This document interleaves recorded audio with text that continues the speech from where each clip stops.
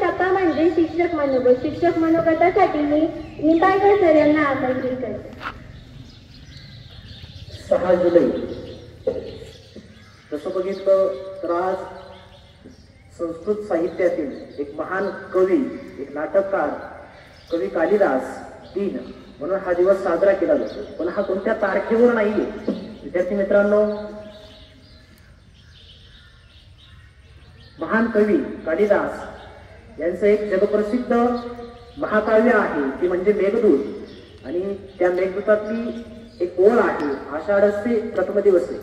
आणि या ओळीनुसार आषाढ महिन्याच्या शुक्ल प्रतिपदेला कवी कालिदास दिन हा साजरा करण्याची प्रथा निर्माण झाली. मग असं का झालं ते आपल्याला बघायचे. आज त्यांची पण असे संस्कृत भाषेतील साहित्यातील महान कवीचं त्या ठिकाणी साहित्यात खूप मोठे योगदान आहे. आणि ह्या महान कवी त्यांच्याच काव्यातील आषाढस्य प्रथम दिवसे